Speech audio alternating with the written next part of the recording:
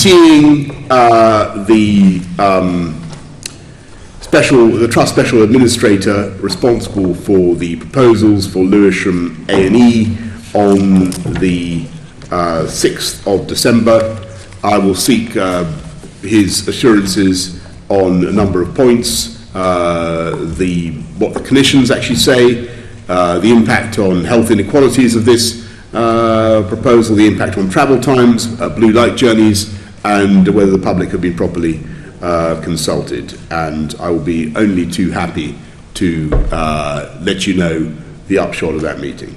Thank you. I welcome an update. I mean, I remember when Queen Mary in Bexley was facing similar threats back in 2008, and there you did what you could. You lobbied, you marched, you spoke out.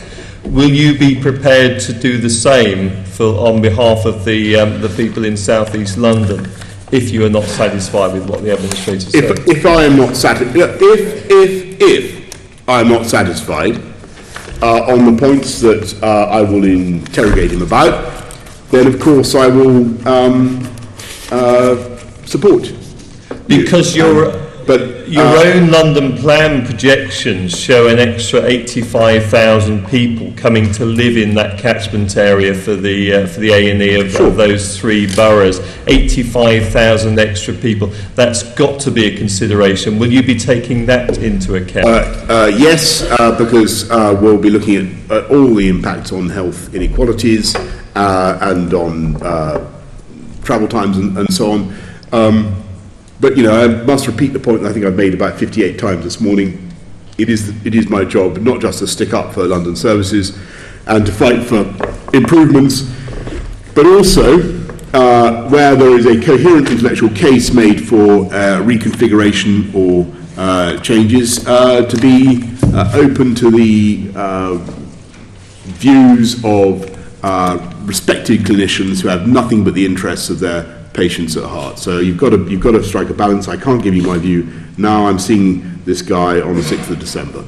But your speaking out on this could really make a difference to these ludicrous proposals, which are really worrying the people of South East London and particularly of Lewisham.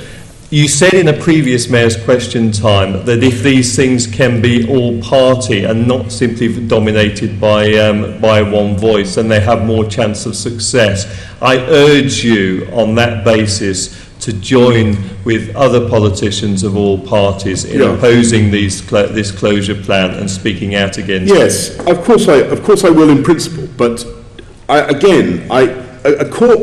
afraid the depressing truth is that a cause is not necessarily just simply because it's supported by all parties. There is a tragic reality of democratic politics is that no one particular party will want to be outflanked on a very sensitive and emotive issue by another party.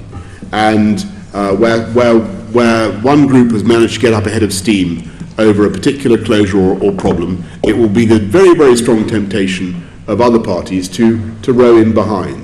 And sometimes it's my job to look at the issue as dispassionately as I possibly can.